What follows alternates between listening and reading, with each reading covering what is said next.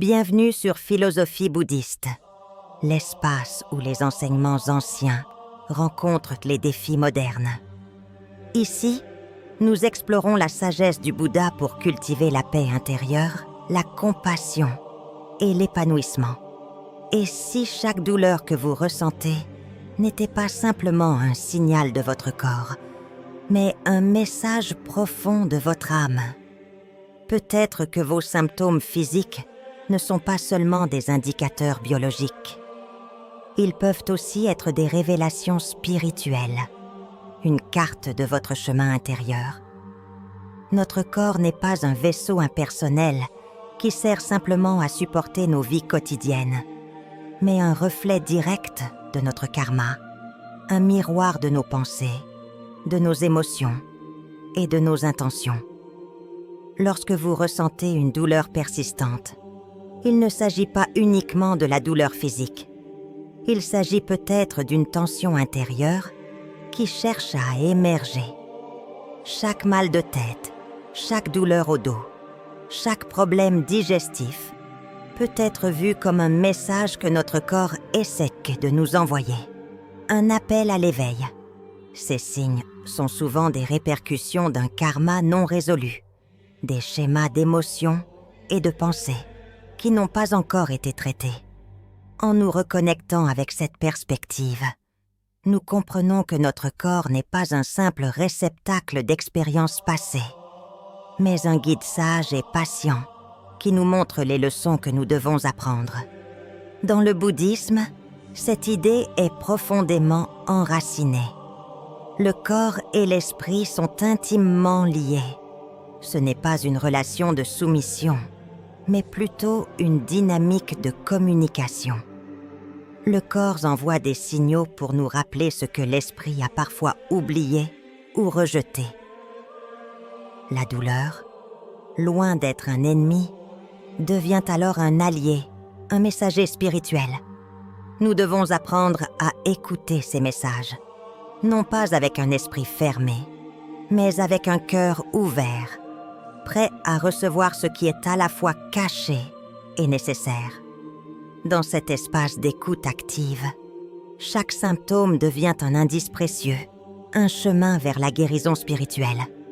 Plutôt que de voir la douleur comme une malédiction ou un échec, il devient évident que ces sensations sont des fenêtres ouvertes sur un soi plus profond, un soi qui attend d'être reconnu et compris. Loin d'être un fardeau, chaque sensation, chaque douleur devient une invitation à plonger plus profondément dans l'exploration de notre propre être. La souffrance physique n'est pas seulement un accident de parcours. Selon la philosophie bouddhiste, chaque douleur, chaque mal-être est un reflet direct de nos actions passées, de nos pensées et de notre karma. Le karma, souvent mal compris comme une simple loi de cause à effet, s'étend bien au-delà. Il est en fait une résonance, une vibration d'émotions et d'actions qui ont eu lieu dans le passé, mais qui se manifestent à travers nos vies physiques, de manière subtile mais persistante. L'une des plus grandes erreurs que nous commettons est de traiter la douleur comme un problème isolé, comme si notre corps souffrait indépendamment de tout ce qui se passe dans notre esprit. La vérité que le corps reflète les résidus de notre état intérieur. Chaque douleur chronique, chaque tension musculaire, chaque trouble digestif est une manière pour notre esprit de nous dire que quelque chose est resté irrésolu. C'est comme si nous accumulions des bagages émotionnels et karmiques au fil du temps et que notre corps devenait le dépôt de ces poids invisibles.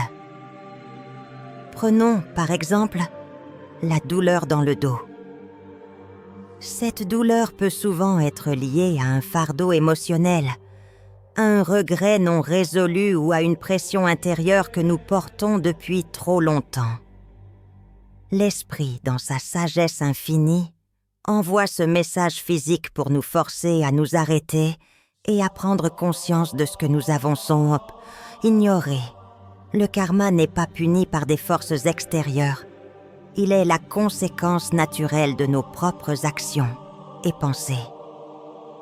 La douleur dans ce contexte est une occasion de guérison spirituelle, un appel à l'action pour réparer et libérer ce qui nous pèse. Cela peut sembler étrange ou difficile à accepter au début. Mais lorsque nous comprenons que la douleur est une invitation à guérir, à réévaluer et à nous transformer, alors nous commençons à voir le corps d'un œil nouveau. Il ne s'agit plus simplement de chercher des solutions temporaires aux symptômes. Il s'agit de s'ouvrir à l'idée que notre corps est un guide, pas un adversaire. Chaque douleur, chaque inconfort devient ainsi une chance de grandir spirituellement, de nous libérer des chaînes invisibles du passé et d'évoluer vers une version plus saine et plus éveillée de nous-mêmes. Les connexions entre le corps et l'esprit sont vastes et profondes, souvent invisibles, mais toujours présentes. Selon les enseignements bouddhistes, chaque partie de notre corps représente une facette différente de notre monde intérieur. Par exemple, la tête, souvent le siège de nos pensées et de nos croyances, peut être le lieu où se manifestent des pensées persistantes, des croyances limitantes ou des préoccupations excessives. Un mal de tête, dans cette vision, pourrait être interprété comme le reflet de l'agitation mentale, de la lutte contre l'instant présent ou de la résistance à lâcher prise. De même, le ventre, centre de la digestion et des émotions, joue un rôle crucial dans la gestion de nos expériences émotionnelles. Le ventre, dans de nombreuses traditions spirituelles, est vu comme le lieu où nous traitons la nourriture de la vie. Si nous avons du mal à digérer nos expériences, à accepter ce que la vie nous présente, cela peut se manifester sous forme de douleurs abdominales ou de troubles digestifs. C'est comme si notre corps nous signalait que nous avons du mal à assimiler certaines émotions ou événements. Il y a également le dos, symbole du soutien et de la stabilité. Lorsque nous portons trop de poids émotionnel ou que nous ne nous sentons pas soutenus, il est courant de ressentir une tension ou une douleur dans cette région. La douleur dans le bas du dos, par exemple, pourrait être liée à un manque de soutien émotionnel ou à des responsabilités excessives que nous avons du mal à assumer. Ces manifestations corporelles ne sont pas des coïncidences. Elles sont des signes clairs que notre esprit et notre corps sont en harmonie. Mais cette harmonie n'est pas toujours une situation parfaite. Lorsque nous ignorons les messages du corps, ces signes deviennent de plus en plus persistants et intenses. En écoutant attentivement, nous pouvons commencer à comprendre ce que chaque douleur ou tension essaie de nous enseigner. La souffrance, dans la philosophie bouddhiste, est perçue différemment de la vision occidentale, souvent dominée par la recherche de solutions immédiates. Dans la pensée bouddhiste, la souffrance n'est pas un fardeau, mais une occasion d'éveil. Elle est une opportunité de se libérer des illusions et des attachements qui nous maintiennent dans un cycle de douleur. Lorsque nous rencontrons la douleur physique, l'approche n'est pas de la combattre, mais de l'accueillir, de la comprendre et de l'explorer avec une attention pleine et bienveillante. C'est dans ce processus d'acceptation que se trouve la véritable guérison. En nous accordant la permission de ressentir pleinement notre douleur, sans jugement ni fuite, nous ouvrons un espace pour la transformation. La douleur devient alors une porte d'entrée vers une conscience plus profonde de soi. En apprenant à observer la douleur sans nous y attacher, sans essayer de la supprimer ou de l'éviter, nous pouvons la laisser se dissoudre, comme un nuage qui se dissipe dans le ciel. Cette pratique de la pleine conscience, qui est au cœur de nombreuses traditions bouddhistes, nous enseigne que tout est impermanent, y compris la douleur. En cultivant l'attention et la présence à chaque moment, nous commençons à voir que la souffrance n'est pas une entité fixe.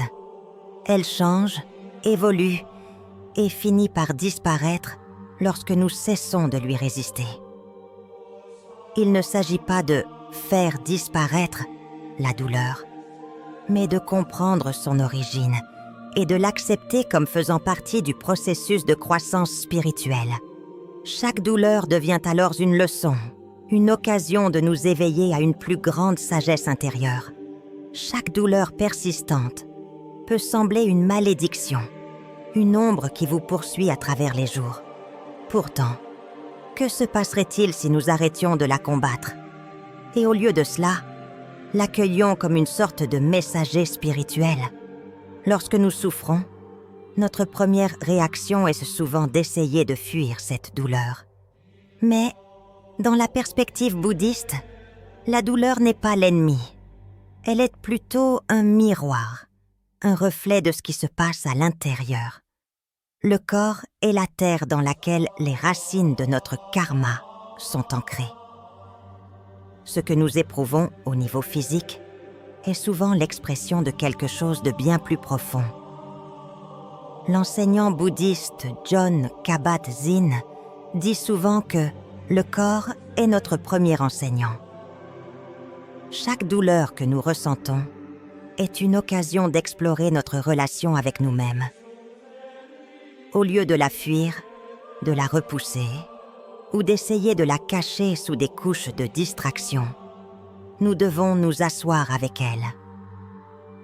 En faisant cela, nous apprenons non seulement à comprendre ce que cette douleur veut nous enseigner, mais nous développons également la capacité d'accepter l'impermanence de tout, y compris notre souffrance. Cela pourrait être l'un des enseignements les plus puissants que nous puissions apprendre. La souffrance est transitoire. Ainsi, au lieu d'adopter une posture de guerre contre la douleur, nous devons l'approcher avec la patience et la curiosité que nous réserverions à un vieux sage. Une douleur persistante pourrait en réalité être un appel à la libération des attachements. Lorsque nous sommes confrontés à des douleurs corporelles récurrentes, comme des douleurs au dos, aux articulations, ou des maux de tête qui ne disparaissent pas, ces symptômes peuvent être des signes d'un karma non résolu.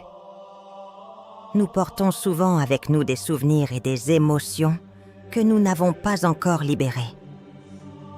Le corps, en tant qu'agent de transformation, nous invite à reconnaître ces émotions, à les traiter et à les transformer. Prendre un moment pour écouter la douleur, pour s'arrêter et observer sans jugement, est en fait un acte de guérison. Ce qui est important ici n'est pas la disparition immédiate de la douleur, mais plutôt notre réaction face à elle. C'est dans l'acceptation, dans la compréhension, que la transformation peut se produire. Une douleur dans le dos, par exemple, pourrait symboliser des responsabilités accablantes, un poids émotionnel que nous portons depuis trop longtemps. Chaque fois que nous ressentons cette douleur, nous devons nous demander « Que dois-je lâcher pour alléger ce fardeau? Que puis-je abandonner de mes pensées et émotions pour alléger cette charge spirituelle ?» Les douleurs chroniques, bien qu'intenses et difficiles à endurer, peuvent offrir une occasion d'explorer des aspects de notre être que nous avons longtemps négligés. Prenons l'exemple des douleurs chroniques abdominales.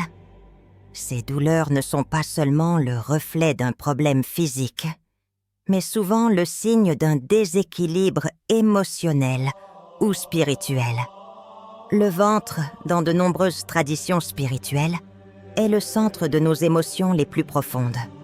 Lorsque nous avons du mal à digérer des émotions difficiles, comme le regret, la colère ou la peur, Ces émotions s'ancrent dans cette zone du corps. Les douleurs abdominales peuvent être une manifestation directe de ces émotions non résolues.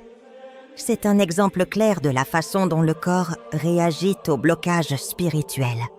Les tensions dans l'abdomen peuvent être liées à des résistances internes, à un manque de volonté d'accepter les choses telles qu'elles sont. Dans les enseignements bouddhistes, le ventre est également le siège de notre énergie vitale, celle qui nous permet d'agir et d'avancer dans la vie. Lorsque cette énergie est bloquée ou entravée par des émotions réprimées, elle finit par se manifester sous forme de douleurs physiques. Mais ce n'est pas une fatalité. En écoutant notre corps et en pratiquant des techniques de pleine conscience, nous pouvons progressivement commencer à dissiper cette douleur. En apprenant à être attentif à ces douleurs et en pratiquant des méthodes comme la méditation ou la respiration consciente, nous pouvons découvrir des couches profondes de notre propre esprit. La souffrance physique devient alors un outil pour comprendre ce que nous avons été incapables de comprendre auparavant. Au lieu de fuir la douleur, nous pouvons commencer à la traiter comme un signe de ce que nous devons guérir à un niveau plus profond. Il ne s'agit pas seulement de guérir la douleur physique, mais de comprendre sa source et d'apprendre à vivre avec elle d'une manière consciente. Quand nous commençons à explorer le lien entre notre corps et nos émotions, à travers le prisme de la sagesse bouddhiste, il devient évident que chaque symptôme physique est une occasion d'éveil spirituel. Ce qui est souvent perçu comme une souffrance, une douleur ou une difficulté peut en fait être une invitation à grandir, à nous éveiller à une réalité plus profonde. Prenons l'exemple d'une douleur au dos. Dans la vision bouddhiste, cette douleur peut être le reflet de pressions extérieures et intérieures, des responsabilités que nous avons acceptées sans discernement, ou des émotions que nous avons accumulées au fil du temps. Notre corps nous dit « stop », mais souvent, nous continuons à avancer sans prêter attention. Les douleurs chroniques, les tensions corporelles, sont souvent des rappels de notre propre négligence envers notre bien-être spirituel, qu'elle nous demande de revenir à nous-mêmes, de nous recentrer et de réévaluer nos actions, nos pensées et nos croyances. En abordant la douleur avec un esprit curieux et ouvert, nous découvrons que nous avons la capacité non seulement de la comprendre, mais de la transformer. Le processus de transformation commence par l'acceptation. Accepter que la douleur fait partie de notre expérience humaine, mais qu'elle ne doit pas nous définir. C'est dans ce processus d'acceptation que l'on commence à percevoir la souffrance sous un autre angle. Elle n'est plus un fardeau, mais un chemin d'éveil. Nous devons apprendre à écouter cette douleur, non pas comme un adversaire, mais comme un professeur. Par la méditation, l'introspection et la pleine conscience, nous pouvons utiliser chaque symptôme, chaque douleur, comme une opportunité de grandir. L'un des aspects les plus puissants de cette approche bouddhiste est la compréhension que la douleur est impermanente. Elle va et vient, et nous devons apprendre à l'accepter comme une part du flux naturel de la vie. Finalement, lorsque nous abordons la douleur d'un point de vue spirituel, nous commençons à transformer notre relation avec elle. Nous passons de la lutte à la compréhension, du rejet à l'acceptation. Chaque symptôme devient un chapitre dans le livre de notre guérison spirituelle. Le corps, qui peut sembler être une prison, devient un guide, nous aidant à naviguer dans les méandres de notre propre esprit. En apprenant à écouter les messages que le corps nous envoie, nous découvrons non seulement ce qui doit être guéri, mais aussi ce qui doit être célébré. Ce processus de guérison n'est pas rapide. Il prend du temps, de la patience et de la compassion envers soi-même. Chaque étape de ce voyage est une occasion d'explorer notre propre âme et d'évoluer spirituellement. Nous devons comprendre que chaque douleur, chaque difficulté est une chance de nous éveiller à une vie plus consciente, plus présente. La guérison spirituelle ne consiste pas simplement à éliminer la douleur, mais à en comprendre la cause et à permettre à notre conscience d'évoluer au-delà de l'illusion de la souffrance. En abordant la douleur avec cette perspective, nous nous libérons des chaînes de notre passé et avançons vers une vie plus riche et plus pleine. Il est maintenant temps de prendre ce voyage spirituel entre vos mains. Ne laissez pas la douleur vous définir. Apprenez à l'écouter, à l'accepter et à vous en servir comme un tremplin pour votre propre transformation. Si vous êtes prêt à entreprendre ce voyage, commencez dès maintenant. Que vous soyez en train de souffrir ou d'être en bonne santé, chaque instant est une chance de vous éveiller.